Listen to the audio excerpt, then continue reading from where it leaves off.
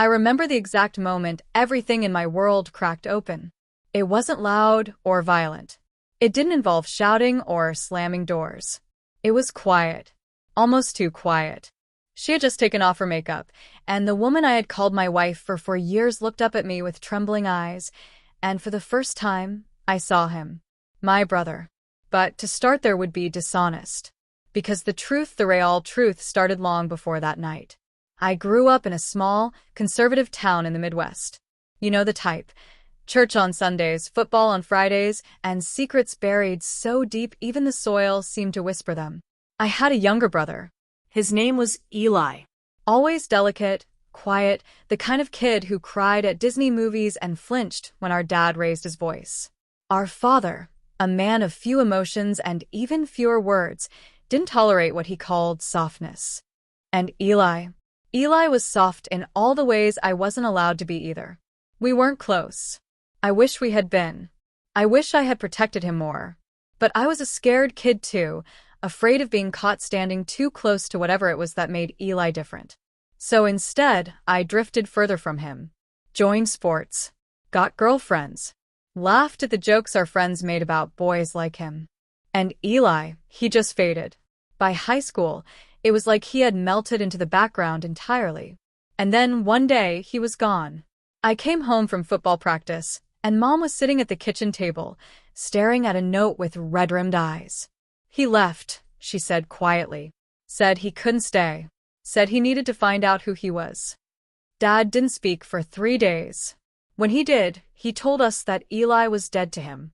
Don't bring his name into this house again. And we didn't. That was over 10 years ago. After college, I moved to the city, took a job in finance, met a beautiful woman named Alina at a charity gala. She was stunning, confident, magnetic. Everything about her pulled me in. We had this whirlwind romance, late-night conversations, trips to nowhere, dancing barefoot in the living room. I had never felt more alive. And when I proposed, she said yes with tears in her eyes. Our marriage wasn't perfect, no one's is, but we were happy. Or, at least, I thought we were. Sometimes I'd catch her staring into the mirror longer than most. Sometimes she'd flinch when I asked too many questions about her past. She never spoke about her family. Said they were gone. I didn't press. I figured maybe it was painful. And then came that night. We were supposed to go to dinner with friends, but Alina said she wasn't feeling well. I told her I'd cancel, stay in with her. She just nodded and went to wash off her makeup. I sat in the living room, scrolling my phone, when I heard a small voice behind me. Can we talk? I turned, and what I saw made my heart stop. It wasn't just the makeup. Or the wig, which she had taken off. It was the eyes. The shape of the jaw. The tiny scar on the right eyebrow from when Eli fell off his bike when we were kids. My brain refused to accept it, but something deeper than thought, something primal knew. My voice cracked when I spoke. Eli? She froze. Looked like she might collapse. And then, tears streamed down her face. I go by Elena now, she whispered. I can't describe the sound I made.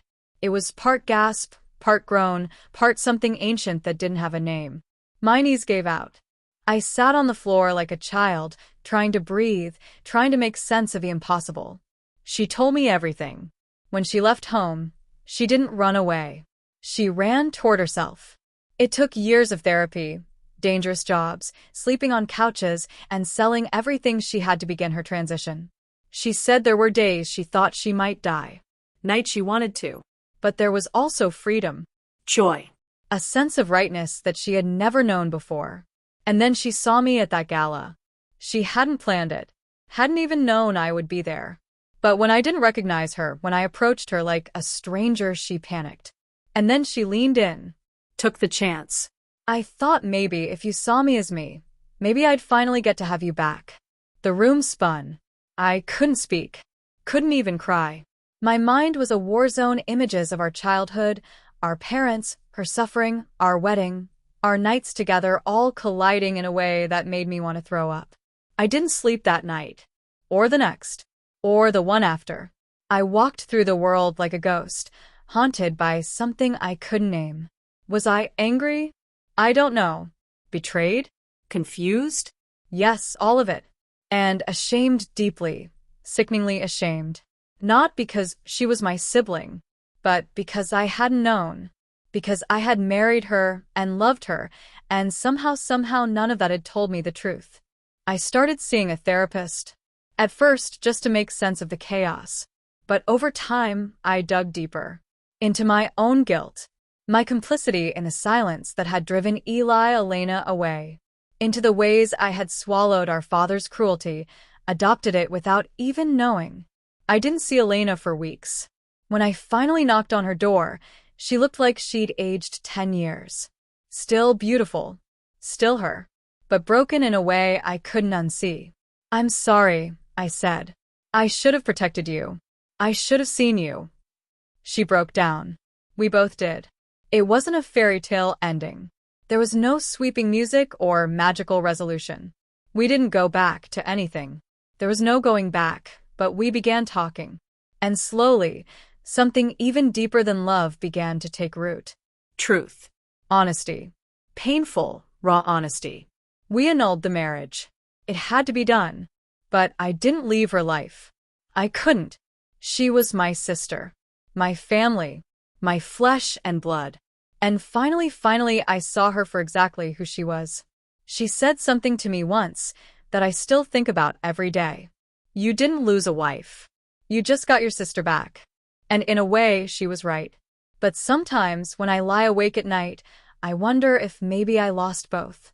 The woman I loved. The boy I abandoned. And the man I might have been if I'd just been brave enough, kind enough, to ask questions sooner. That's the thing about secrets. They don't just hide the truth. They bury it. And when it finally claws its way to the surface, it doesn't ask permission. It just tears everything apart, leaving you to decide whether you'll run or finally face it. I'm still facing it. Every day. And maybe that's the only way forward. Not to forget, but to remember better. Elena and I never told our parents. We talked about it more than once. There were nights we sat on her tiny balcony, a blanket draped over our knees, the city lights blinking below us like some cruel, indifferent universe watching from afar. I remember one night, she asked quietly, "Do you think Dad would hit me if I showed up looking like this?" She said it like a joke, but her voice cracked halfway through. I didn't laugh. I wanted to believe that time could soften people. That maybe, in the decade since she disappeared, our father had found some flicker of humanity. But I knew better. The man who once threw Eli's sketchbook into the fireplace just because it had a drawing of a boy in a dress, that man doesn't change. He calcifies. So we chose silence. It hurt, but it was safer. For her. And in that silence, something strange happened between us. A kind of rebirth, not as husband and wife, not even as siblings at first, but as two people untangling a shared history full of shame, suppression, and missed moments. There were so many things we had to relearn. I had to stop referring to our childhood in brother terms. She had to teach me what hormones had done to her mind, not just her body. I remember once I said something stupid, something like, "It must be easier now that you're more, feminine." And she looked at me and said, "You still think this was about becoming something else?" It wasn't. It was about becoming free. That hit me. We started therapy together, sibling therapy. Yeah, that's a thing. We laughed the first time the therapist said, "Let's talk about boundaries." Because, well, we'd been married. It was a mess, and it was also honest. We cried more in that small office than we had our entire lives before it. And then came the hardest part, the part no one warns you about. Grief. Not for death. For the life that never was. I grieved the years we lost. The birthdays we spent apart. The nights she slept on strangers' couches, terrified and alone. The wedding vows spoken under a lie even if the love was real. She grieved too. Not just for Eli but for Elena. Because part of her did love being my wife. Part of her wanted the illusion to last forever, just to feel close to someone who had always been out of reach. But illusions don't last. One day, she told me she was seeing someone new. A woman.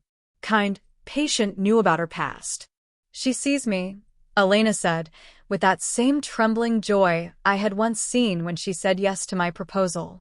And she doesn't look away. I said I was happy for her. And I meant it. But later that night, alone in my apartment, I sat on the floor and cried like a child. Because I was happy, but I was also gutted. This strange ache in my chest wouldn't leave. A mix of loss, relief, jealousy, guilt. Emotions don't come in neat packages. Sometimes they all arrive at once and sit in your living room like uninvited ghosts. And I let them. That was the difference. I let myself feel it all. For the first time in my life, I didn't push it down. Somewhere along the line, I stopped referring to it as her secret. It wasn't hers alone. It was ours. It was the silence we all inherited. The kind of silence that kills slowly, not with violence, but with quiet neglect. 1,000 missed questions. 1,000 swallowed truths. We went to Mom's funeral together, years later. Elena wore a black dress, simple but elegant. She didn't hide anymore. I stood beside her, my hand wrapped around hers, daring anyone to question it. Dad didn't look her in the eye. Not once. But I did. And when she placed a single white rose on Mom's casket, I knew. Somehow, without needing to say it, I knew that this was the final goodbye not just to our mother, but to everything we had pretended to be. After the service, as people were leaving, Dad walked past us. He paused. Looked at her, then at me, and he said, "You're not my son anymore."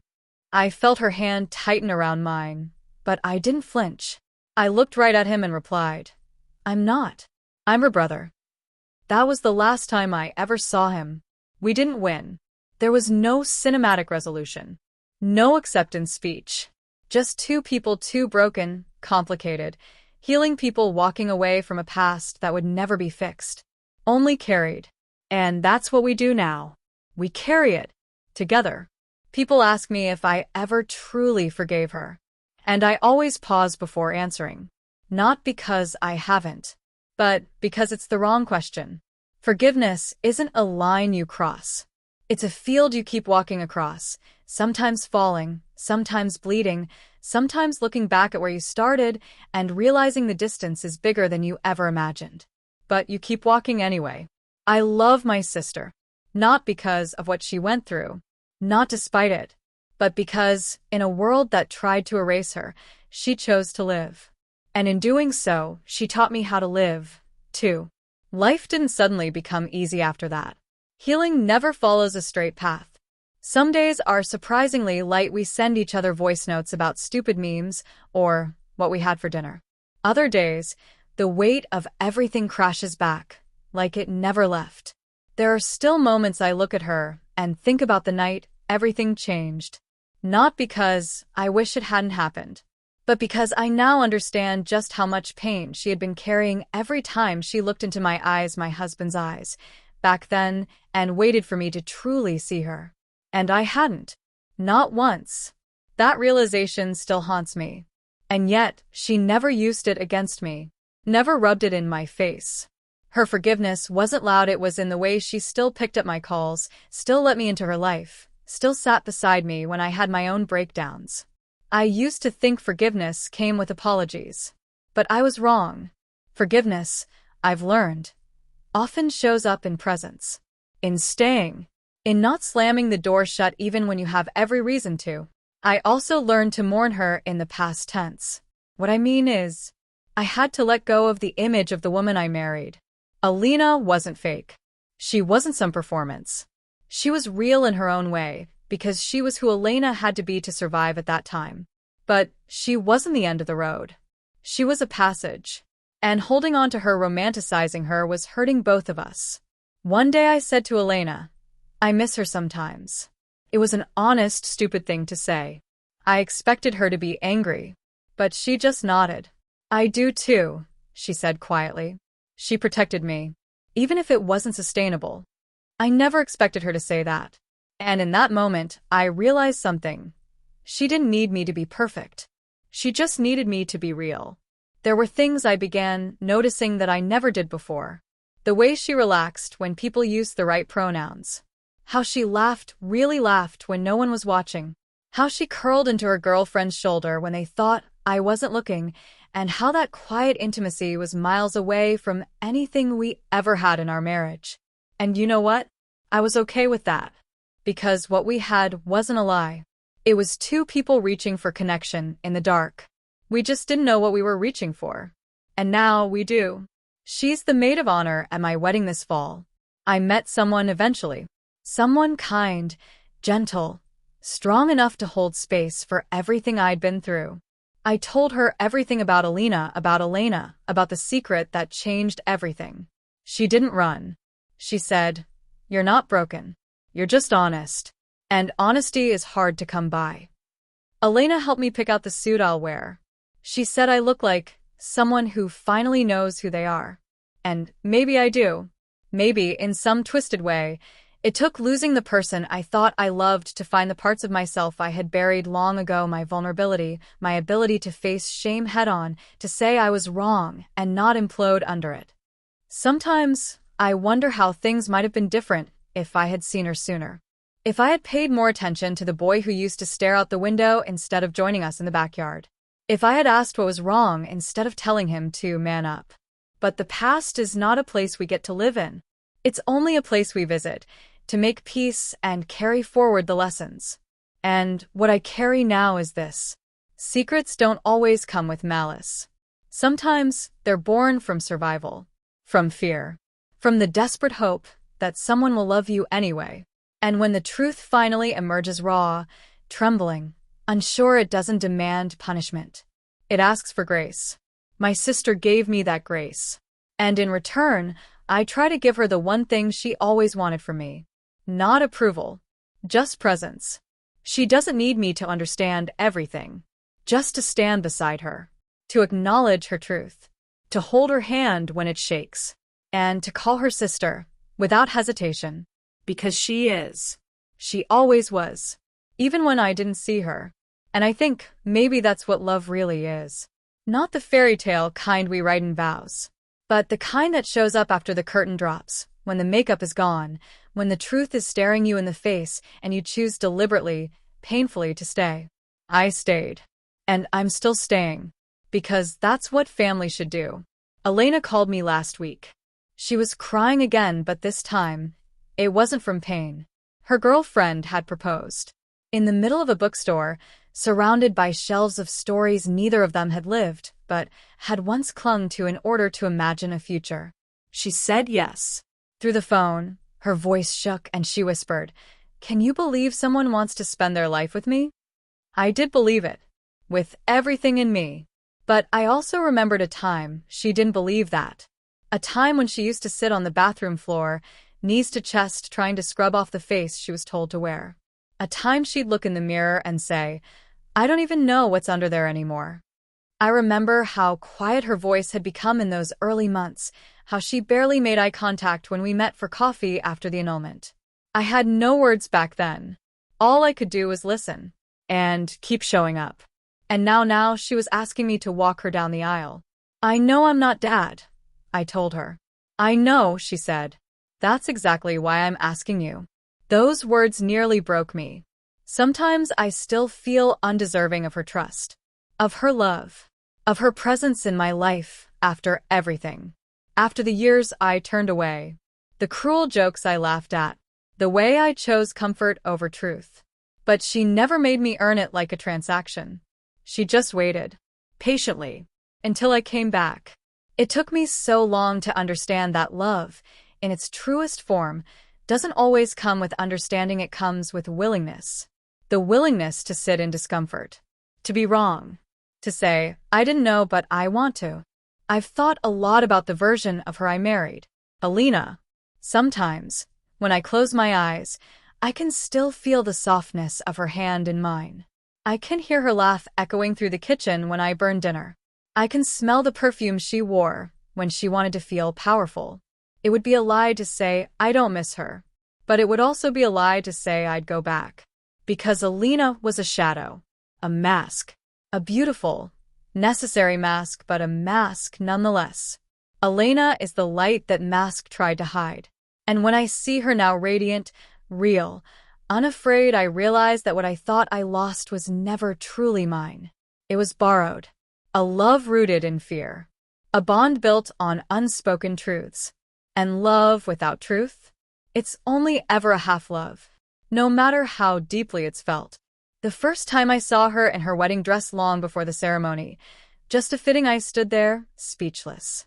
She twirled once, then turned to me with a teasing grin and asked, "Is it too much?" "No," I said, swallowing hard. "It's just enough. Just exactly you." She beamed. And for a moment I saw it all. The boy in our old backyard. The young woman terrified in front of the mirror. The wife I'd once held. The sister I now stood beside. All of them, converging into one breathtaking person. And I was proud. More proud than I have ever been. Her wedding was small, deliberate. Chosen family only. No parents. No cousins. Just people who had seen her, loved her, stayed. I gave a toast. I thought I wouldn't make it through, but I did. I said, "Some people spend their whole lives trying to be loved for who they pretend to be. But Elena found the courage to be loved for who she truly is. And in doing so, she taught the rest of us how to do the same." She cried. So did I. So did everyone. And when she danced with her wife that night, under a canopy of string lights and soft music, I watched something I never thought I'd see. Not a secret exposed. Not a mistake corrected. Not even a second chance. But something new. Something whole. It's been almost a decade since the night she removed her makeup. It still replays in my mind, sometimes not with panic now, but with reverence. Because that was the night I lost the illusion and found the truth.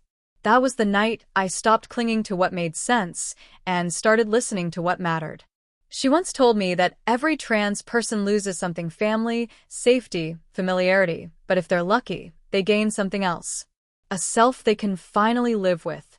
A life they can finally breathe in. She gained herself. And somehow, through all the confusion, pain, and heartbreak, I gained her too.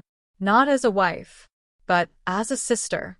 And in this world, so full of things pretending to be love, I think that kind of love, unflinching, messy, real, is the rarest of all. I didn't understand it at first. But now I wouldn't trade it for anything. There's one more thing I've never told her. Maybe someday I will. Maybe I won't. But I think about it often, this one moment, buried deep in my memory, that I hadn't thought about in years until after everything came to light. We were kids. Maybe 9 and 11. Dad was away on a work trip, which meant the house was quieter, less tense, safer. It was one of those golden summer afternoons where everything felt like it would last forever. Elena Eli, back then, had come into my room while I was building something dumb with Lego bricks. She was wearing one of Mom's scarves around her head, tied in this strange but confident way, like a movie star from an old film. I remember looking up at her and laughing, not cruelly, just confused. "What are you doing?" I asked. She smiled at me, this tiny, defiant smile. "Playing." She twirled. The scarf floated in the air behind her, and for a split second, I saw it. Her. Not my brother pretending, but someone trying desperately to feel right in her skin. I looked away. I didn't know what to do with what I'd seen. I didn't tease her. I didn't say anything at all. Just turned back to the Lego and pretended nothing happened. But she had shown me something that day. A part of herself that she must have known wasn't safe. And I said nothing. That silence. That single, stupid, childish silence, I've carried it with me my whole life. And maybe that's why everything hit me so hard the night she took off her makeup. It wasn't just the shock. It was the guilt crashing back in, because deep down, I had seen her before.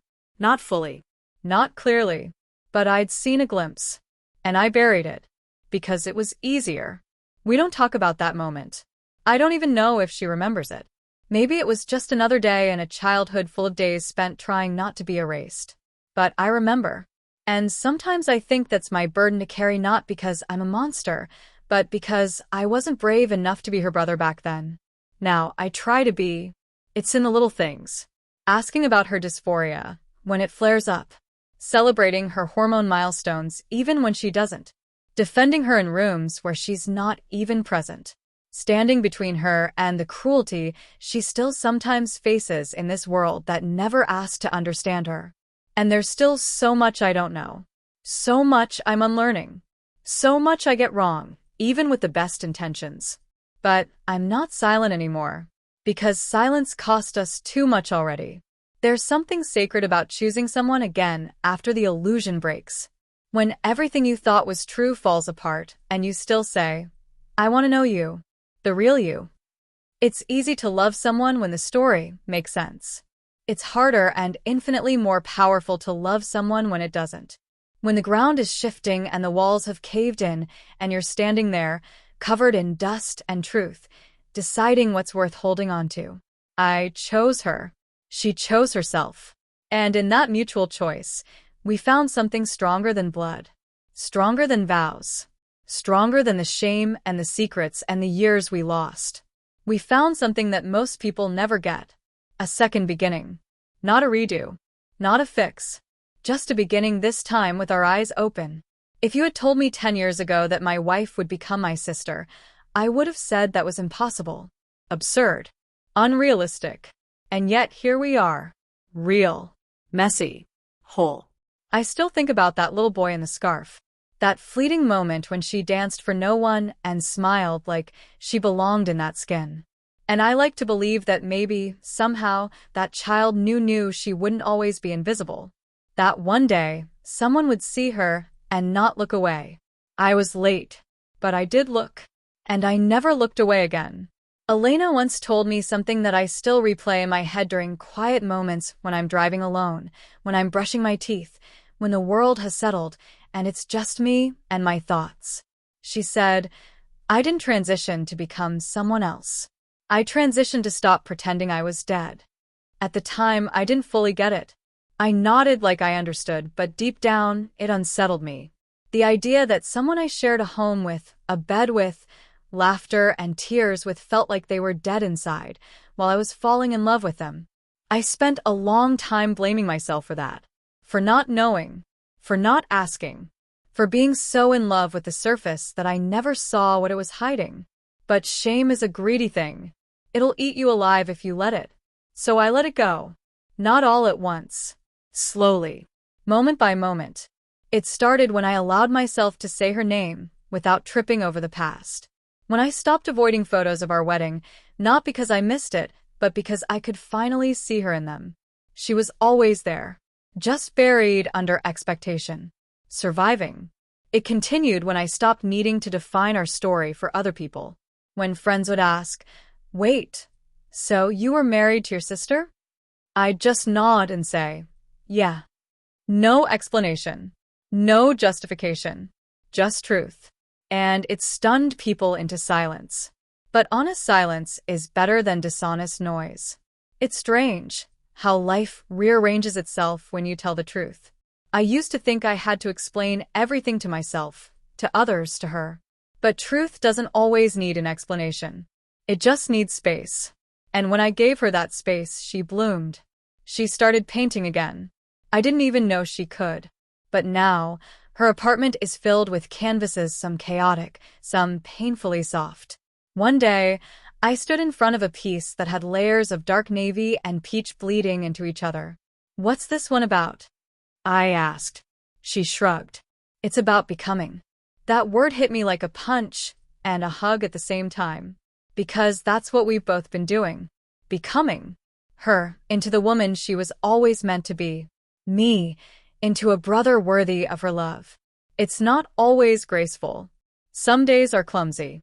I still trip over memories that don't make sense anymore. Still wake up thinking about our honeymoon, and then remembering it wasn't really what I thought. Still catch myself calling our past a lie before correcting that word in my mind. No, not a lie, just unfinished. And maybe that's what we are. Unfinished. Not broken. Not unlovable. Just becoming, every day. I asked her recently, do you ever wish you'd told me sooner? She looked at me for a long time, then said, no. I think you saw me exactly when you were ready. And maybe I was ready too. That answer gutted me. Not because it was painful, but because it was kind. Too kind. More grace than I deserved. But I accepted it. Because that's what we do now. We accept each other where we are, not where we wish we had been. Sometimes, when I watch her with her wife, her arms wrapped around this woman who sees her, in ways I never did, I feel this strange ache. Not jealousy. Something softer. Something almost like relief. As if the universe righted itself, and I got to witness it happen. I still get emails from old friends who don't know what to say. I've had people ask me if I regret it all. If I wish I had never fallen in love with her. If I'd take it all back. And here's what I say. No. I don't regret falling in love with my sister. Because that love confused, messy, tangled was real. And it led me here. To this truth. To this family. To this version of myself I never would have reached otherwise. We don't get to choose the stories life hands us. But we do get to choose what we do with them. We get to decide whether to bury them in shame or let them unfold in the light. I chose the light. Because my sister deserves it. Because I do too. And because, sometimes, the most radical thing you can do in this world is to look someone in the eye, someone you thought you knew, and say, I still love you. Maybe now more than ever. And mean it. There was a moment not long ago, quiet, nothing dramatic, when everything settled inside me in a way it never had before. We were sitting on a park bench, just the two of us. The city was doing its usual background hum. Distant traffic, a barking dog, laughter from a group of teenagers across the lawn.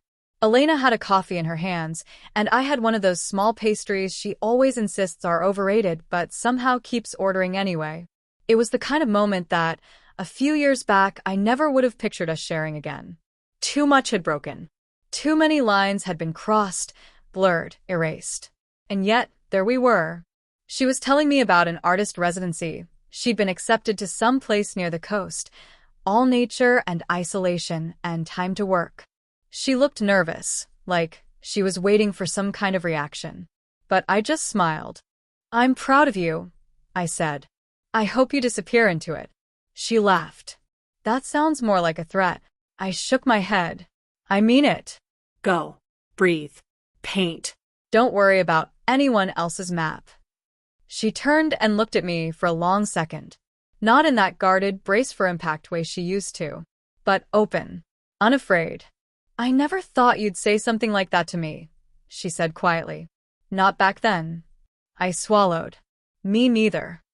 And it was true. Because if someone had told me, all those years ago, that I'd be sitting beside her like this, calm, settled, without needing to fix or change or undo anything, I would have called them a liar. I used to think healing meant going back to the way things were. Now I know healing means accepting that you'll never be that person again, and maybe you never should have been. There's a scar we both carry. Not on our bodies, but somewhere beneath the skin, tucked inside the spaces that used to ache with confusion and grief and guilt. That scar doesn't hurt like it used to, but it reminds us of what was lost, of what wasn't said, of the years we'll never get back. We don't pretend anymore.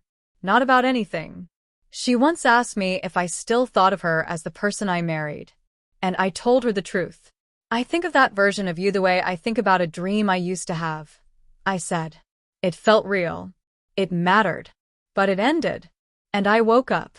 And now, I get to live something better. Something honest. She nodded. And for the first time, I saw peace in her face.